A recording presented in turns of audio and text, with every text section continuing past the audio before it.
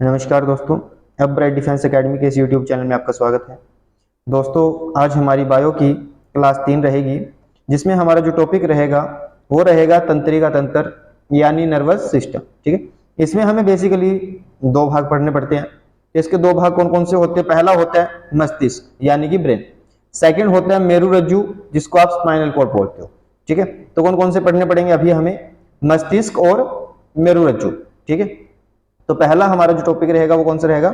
मस्तिष्क के बारे में रहेगा, ब्रेन के बारे में। तो चलिए शुरू करते हैं इसको आगे। तो देखिए, अभी जो हमारा ये मस्तिष्क होता है दोस्तों, ये कपाल के अंदर स्थित होता है।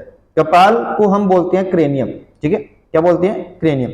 हमने कंकाल तंत्र में भी पढ़ा था कि जो क्रेनियम होता है इसमें 8 हड्डियां होती हैं। कितनी होती हैं दोस्तों? 8 हड्डियों का समूह होता है जो आपके मस्तिष्क की सुरक्षा करता है। ठीक है, तो ये कपाल के अंदर स्थित होता है। अब मस्तिष्क की कोशिका, इंपॉर्टेंट पॉइंट है दोस्तों ये, मस्तिष्क की जो कोशिका होती है वो कौन सी है? न्यूरॉन। ठीक है, और ये शरीर की सबसे बड़ी कोशिका भी है दोस्तों। ठीक है, अगर आपको पूछे शरीर की सबसे बड़ी कोशिका कौन सी है तो वो कौन सी रहेगी? न्यूरॉन रहेगी। ठीक है, और मस्तिष्क का जो अध्ययन रहेगा वो रहेगा न्यूरोलॉजी। दोनों ही क्वेश्चन अच्छे बनते हैं दोस्तों ये। ठीक है, न्यूरॉन कोशिका है और न्यूरोलॉजी आपका अध्ययन हो जाएगा। उसके बाद जो मस्तिष्क होता है दोस्तों, ब्रेन जो होता है, उसमें वेट कितना होता है, वजन कितना होता है? अगर औसत वजन पूछे तो आपका कितना रहेगा? 1400 ग्राम। ठीक है, नॉर्मली अगर आपको पूछे कि आप ये बताइए कि मस्तिष्क का वजन कितना होता है तो आपका आंसर रहेगा 1400 ग्राम। अगर पुरुषों में पूछे तो 1450 ग्राम रहेगा, और महिलाओं में कितना रहेगा दोस्तों? ये 1350 ग्राम। क्लियर है? अब उसके बाद आप जितनी भी एनर्जी लेते हो यानी कि ग्लूकोज के रूप में और ऑक्सीजन जितनी भी लेते हो, ठीक है, उसका 20% जो हिस्सा होता है दोस्तों वो हमारे मस्तिष्क में संग्रहित होता है। या आप ये भी कह सकते हो कि ग्लूकोज और ऑक्सीजन का 20% हिस्सा जो यूज करता है वो कौन करता है? मस्तिष्क करता है, हमारा ब्रेन कर लेता है। ठीक है, सेकंड आपके पास पूछा जाता है कि मस्तिष्क में कौन सा खनिज पाया जाता है। अगर आपको मिनरल की बात करें, खनिज की बात करें, ठीक है, तो मस्तिष्क में कौन सा खनिज होता है दोस्तों? सोडियम। ठीक है, कौन सा पाया जाएगा? ये सोडियम पाया जाएगा। याद होना चाहिए, इंपॉर्टेंट है ये। ठीक है, उसके बाद आगे मस्तिष्क जो होता है दोस्तों, ये हमारा 3 परतों में सुरक्षित रहता है। जैसे कि हमारा जो मस्तिष्क है वो ये है बीच में। ठीक है, यहां पर हमारा है क्या? ये मस्तिष्क है दोस्तों। अब इसमें 3 परतें, एक ये वाली, फिर इसके ऊपर, और इसी प्रकार से ये इसके ऊपर। ठीक है, तो 3 परतें हैं दोस्तों हमारी। सबसे पहले आपको क्या याद रखना है? ट्रिक याद रखनी है, डीएपी, डेप। ठीक है, कौन सी ट्रिक है? डेप। तो डी से क्या रहेगा? ड्यूरामीटर। क्या रहेगा दोस्तों? ड्यूरामीटर। ए से क्या रहेगा आपका? आर्क्यूनाइट। ठीक है, और पी से क्या रहेगा? पायोमीटर। ठीक है, तो आपकी 3 बनती हैं ये लेयर, 3 परतें होती हैं। कौन कौन सी? ड्यूरामीटर, आर्क्यूनाइट और पायोमीटर। याद कैसे रखोगे? डेप से। ठीक है, डीएपी, डी से ड्यूरामीटर, ए से आर्कनोइड और पी से पायोमीटर। इनके बीच में आपका मस्तिष्क सुरक्षित रहता है। ठीक है जी। अब जो हमारी न्यूरॉन होती है दोस्तों, न्यूरॉन की जो संरचना होती है, किस प्रकार से बनी होती है, उसका स्ट्रक्चर जो होता है, ठीक है, उसमें आपको चलो ज्यादा देखने की आवश्यकता नहीं। अभी आपको क्या पता होना चाहिए कि इसके घटक कौन कौन से होते हैं। ये 2 चीजें मेन होती है उसमें। कौन कौन सी? एक तो होती है डेंड्राइट। ठीक है, डेंड्राइट किसका हिस्सा होता है? न्यूरॉन का। दूसरा होता है अक्ष तंतु, जिसको आप एक्सन बोलते हो। ठीक है, क्या बोलोगे? एक्सन। तो एक्सन और डेंड्राइट ये दोनों ही आपके न्यूरॉन के घटक होते हैं, न्यूरॉन के हिस्से होते हैं। क्लियर है यहां तक? उसके बाद आगे चलिए,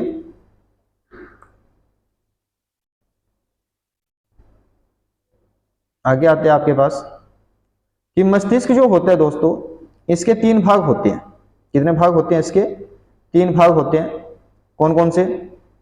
सबसे पहले होते हैं अगर मस्तिष्क। क्या होता है? अगर मस्तिष्क यानी कि प्रोसेनसेफेलॉन। ठीक है, प्रोसेनसेफेलॉन। उसके बाद होते हैं मध्य मस्तिष्क, इसको बोलते हैं मेसेनसेफेलॉन। फिर आता है पश्च मस्तिष्क यानी कि रोम्बेनसेफेलॉन। ठीक है, सबसे पहले प्रोसेनसेफेलॉन, फिर मेसेनसेफेलॉन और फिर रोम्बेनसेफेलॉन। ठीक है, और ये तो आपको पता ही है कि अगर मस्तिष्क, मध्य मस्तिष्क और पश्चिम मस्तिष्क। ठीक है, तो अगर मस्तिष्क जो होता है दोस्तों, ये पूरे मस्तिष्क का सबसे बड़ा भाग होता है। ठीक है, अगर मस्तिष्क सबसे बड़ा भाग होता है। ठीक है, और सबसे छोटा कौन सा होता है इनमें? मध्य मस्तिष्क। ठीक है। आपको याद क्या रखना है दोस्तों, इसमें आपको इसमें याद रखना है डबल ई। क्या याद रखना है? Double E. ठीक है, डबल ई कैसे? ई यानी कि ईयर, कान, ठीक है, और ई यानी आई यानी कि आंख आपकी, ठीक है। डबल ई जो होंगे यानी कि आपके कान, सुनने की क्षमता, और आपकी देखने की आंख से, ठीक है। तो दोनों को कौन नियंत्रित करता है दोस्तों? ये आपका मध्य मस्तिष्क करेगा। कौन सा करेगा? मध्य मस्तिष्क। आपके टोटल 5 होते हैं संवेदी अंग, ठीक है, यानी कि जैसे त्वचा, स्किन होती है आपकी, जीभ होती है, ठीक है, नाक होती है, तो वो आपके जो रहेंगे वो इसमें रहेंगे दोस्तों तीनों, ठीक है। टोटल 5 होते हैं, 3 यहाँ पर रहेंगे और 2 यहाँ पर। 2 कौन से याद रखोगे? डबल ई से याद रखोगे, ई यानी कि ईयर और दूसरा ई आई। क्लियर है? यहां तक कर लोगे आप इसको। अभी आगे देखिए इसको, आगे आते हैं आपके पास कि जो हमारे पास पश्च मस्तिष्क होता है दोस्तों, ठीक है, इसके आगे कौन कौन से मेन मेन भाग हैं? जो सबसे पहला आएगा मेडुला ओब्लागेटा, ठीक है। क्या रहेगा? मेडुला ओब्लागेटा। और दूसरा जो रहेगा दोस्तों वो रहेगा सेरिबेलम। याद रखिए बेलम, ठीक है, बैलेंस। जब हम पढ़ेंगे ना इसको एक्सप्लेनेशन के साथ तो ज्यादा याद हो जाएगा, ठीक है। मेडुला ओब्लागेटा और सेरिबेलम। सेरिबेलम को दोस्तों आप छोटा दिमाग भी बोलते हो। क्या बोलोगे? छोटा दिमाग। सेरिबेलम यानी कि छोटा दिमाग होता है आपका, ठीक है। अच्छा, जो सबसे पहले आया था अगर मस्तिष्क, इसमें क्या होते हैं? इसके भी 3 भाग होते हैं। पहले नंबर पे आपका थैलमस। क्या रहेगा? थैलमस। दूसरे नंबर पे आपका क्या रहेगा? हाइपोथैलमस। थैलमस और हाइपोथैलमस। अब उसके बाद दोस्तों आगे आता है हमारे पास, क्या रहेगा आगे? सेरिब्रम, ठीक है। कौन सा रहेगा? सेरिब्रम। ध्यान रखें, ये ब्रम है, ठीक है, और ये बेलम है। क्लियर? दोनों अलग अलग है। ब्रह्म है जो ये अगर मस्तिष्क में रहेगा और बेलम आपका पश्च मस्तिष्क में रहेगा। पहले तो आपके ये जो भाग होते हैं ना, यही नाम याद होना चाहिए, थैलमस, हाइपोथैलमस और सेरिब्रम। यहां पर कौन सा है? मेडुला ओब्लांगेटा और सेरिबेलम। और एक होता है दोस्तों हमारा पोन्स, ठीक है। क्या होता है? पोन्स। ये भी किसमें रहेगा? आपका पश्च मस्तिष्क का ही भाग रहेगा। क्लियर है यहां तक? चलिए आगे, अब इनके पार्ट्स हैं जो उनको पढ़ लेते हैं, काम क्या होते हैं। सबसे पहले आता है हमारे पास मेडुला ओब्लांगेटा। क्या आएगा दोस्तों हमारे पास? हमारे पास रहेगा ये मेडुला ओब्लांगेटा, ठीक है। तो चक्र क्या होता है? देखिए आपको एक लॉजिक देता हूं मैं इसमें। आपको क्या याद रखना है? जितनी भी अनैच्छिक क्रियाएं हो, यानी कि आपकी कोई मर्जी ना हो उनमें, ठीक है, आपकी कोई भी इच्छा ना हो परंतु फिर भी हो जाए, तो उसको बोलते हैं हम अनैच्छिक क्रियाएं। जैसे कि छींके आना, हिचकी आना, ठीक है, आपका श्वसन तंत्र, पाचन तंत्र, उत्सर्जन, आपकी हृदय की धड़कन, यानी कि कोई भी ऐसी इच्छा, ठीक है। तो ये सभी दोस्तों जो रहेंगी वो आपकी अनैच्छिक होती हैं, ठीक है। और इन सभी को कंट्रोल कौन करेगा? मेडुला ओब्लांगेटा करेगा। कुछ भी आपको पूछ ले, ठीक है, आपको क्या देखना है कि वो कैसी क्रिया है। अनैच्छिक होनी चाहिए, यानी कि आपकी कोई इच्छा नहीं है, मतलब ऐसी ऑटोमेटिक चलती रहती है, ठीक है, तो उसको बोलेंगे हम मेडुला ओब्लांगेटा। सेकंड आता है सेरिबेलम। क्या रहेगा दोस्तों? सेरिबेलम। अब आप बेलम से याद रखिए बैलेंस, ठीक है। बेलम से क्या याद रखना है आपको? बैलेंस याद रखना है, ठीक है। बैलेंस यानी कि जैसे कि आपकी स्थिरता, ठीक है, आप क्या बोलते हो, आप बैलेंस कैसे आपका, यानी आप खड़े हो सकते हो या नहीं। इसका मतलब क्या है? देखो कि आपकी बोलने की क्षमता, ठीक है, और ढंग को नियंत्रित करता है। और दूसरा शरीर का संतुलन, संतुलन यानी कि बैलेंस, ठीक है। तो बेलम बैलेंस याद रखोगे, और बैलेंस यानी कि संतुलन बनाए रखना। तो शरीर का संतुलन बनाए रखने के लिए कौन सी चीज जरूरी होती है? आपका सेरिबेलम होता है, और इसको आप छोटा दिमाग भी बोलते हो, ठीक है। क्या बोलते हो दोस्तों आप इसको? छोटा दिमाग भी बोलते हो। क्लियर है यहां तक ये? अच्छा, जब इंसान ज्यादा शराब का सेवन करता है, यानी अल्कोहल का ज्यादा सेवन कर ले, ठीक है, तो आपके किस अंग के ऊपर प्रभाव पड़ता है? सेरिबेलम। मस्तिष्क के किसके ऊपर? सेरिबेलम के ऊपर। और वैसे आपके लीवर के ऊपर प्रभाव पड़ता है, ठीक है, यकृत के ऊपर प्रभाव पड़ता है। क्लियर है जी यहां तक? उसके बाद आगे चलिए, उसके बाद आता है अगर मस्तिष्क। क्या रहेगा?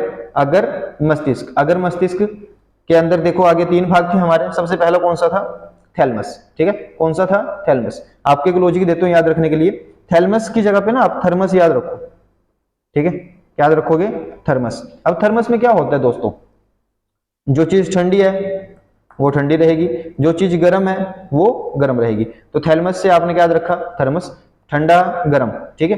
तो जो ये क्रियाएं होती हैं दोस्तों, देखो यहाँ पर 3 स्वेदी अंग जो मैंने अभी बताए थे, डबल ई आपका मध्य में चला गया, उसके बाद स्किन, नाक, जीभ, ये बच्चे हैं। यानी कि स्पर्श करना, ठंडा गर्म लगना, अभी थर्मस बताया था मैंने थैलमस में, ठीक है। नाक से फिर सूंघने की क्षमता, ये भी यहाँ पर आएगी। जीभ, इस चीज को टेस्ट करना, स्वाद उसका, तो भी आपका कौन कंट्रोल करेगा? थैलमस करेगा। क्लियर है जी। उसके बाद सेकंड आता है आपके पास हाइपोथैलमस। क्या रहेगा दोस्तों? हाइपोथैलमस, ठीक है। तो हाइपोथैलमस में क्या बनता है? इसको बोलते हैं शरीर का तापमापी। क्या बोलेंगे इसको? शरीर का तापमापी। अच्छा, ऐसा कहा क्यों जाता है? क्योंकि ये शरीर के तापमान को नियंत्रित रखता है। ये पॉइंट आपका बहुत ही ज्यादा महत्वपूर्ण होने वाला है, ठीक है। एग्जाम में पूछा जा सकता है कि शरीर के तापमान को नियंत्रित कौन रखता है, तो आपका हाइपोथैलेमस। क्या रखेगा दोस्तों? ये हाइपोथैलेमस। जब आप इसको ग्रंथियों के अंदर पढ़ोगे ना, ग्रंथि भी होती है आपकी एक, ये हाइपोथैलेमस, तो उस टाइम पे इसको सुपर मास्टर ग्लैंड भी बोलते हैं, ठीक है। क्या बोलेंगे? Super master gland. कौन सी होती है दोस्तों? ये होती है आपकी हाइपोथैलेमस, शरीर का तापमापी, थर्मोमीटर भी बोल सकते हैं, ठीक है। तो वो काम इसका होता है। अब अच्छे देखिए करता क्या है, कंट्रोल क्या करता है? तो भूख लगना, प्यास, गुस्सा, प्यार, घृणा, दर्द, आदतें जो भी आपको होती है, इन सभी का एहसास कराने वाला कौन होता है दोस्तों? आपका हाइपोथैलेमस होता है। यानी कि इंपॉर्टेंट है आपका ये, ठीक है। भूख, प्यास, गुस्सा, घृणा जो भी होता है, ये सभी किसमें आएगा? हाइपोथैलेमस। क्लियर है जी। उसके बाद आपका एक मेन पार्ट आता है सेरिब्रम। कौन सा आएगा? सेरिब्रम। अच्छा, डाउट आपका यही होता है, एक तो ब्रम है, दूसरा बेलम। बेलम यानी बैलेंस, ठीक है। वो आपका कहां पे जाएगा? पश्चिम मस्तिष्क में चला जाएगा। ये सेरिब्रम है दोस्तों आपका। सेरिब्रम आपका सबसे बड़ा भाग होता है, यानी कि लगभग 66% लगा लो आप इसको, ठीक है। पूरे दिमाग में जो 66% होता है वो कौन सा होता है? सेरिब्रम होता है, ठीक है। अब इसके अंदर दोस्तों 4 लोब होते हैं। क्या होते हैं? 4 लोब होते हैं, इस प्रकार से, एक रफली ऐसे समझ लीजिए आप, ये 4 लोब है, ठीक है। एफ से आपका बनेगा फ्रंटल, ठीक है। टी से बनेगा टेम्पोरल, पी से बनेगा पेरेंटल, और ओ से बनेगा ओसिपिटल। और इनके बीच में जो ये जगह होती है ना लोब के बीच में, तो ये इसको बोलते हैं सल्कस, ठीक है। जो इसमें मस्तिष्क के बीच में ऐसे होता है ना, जैसे मस्तिष्क, तो आपके बीच में यहाँ पे जगह जो होती है ना, उसको क्या बोलते हैं? सल्कस, ठीक है। क्लियर है जी। अच्छा, अब इनको देख लीजिए आप एक बार कि जो ये फ्रंटल होता है ये काम क्या करता है? फ्रंट में ललाट भी बोल सकते हो आप इसको हिंदी में, ठीक है। फ्रंटल, तो ये क्या करता है दोस्तों? आपकी जो याददाश्त होती है, याद कोई रखना चीज को, ठीक है। उसके बाद आपकी बुद्धिमत्ता, आपकी इंटेलिजेंसी, आपकी जैसे पर्सनल डेवलपमेंट होती है, ठीक है। व्यक्तित्व का विकास होना, कल्पना करना, कुछ सोचना, याददाश्त आपकी, ठीक है। ये सभी चीजें दोस्तों आपकी कहां पर रहेंगी? फ्रंटल में रहेंगी। कौन से लोब में रहेंगी? फ्रंटल में। उसके बाद आता है पेरेंटल, ठीक है। कौन सा आएगा?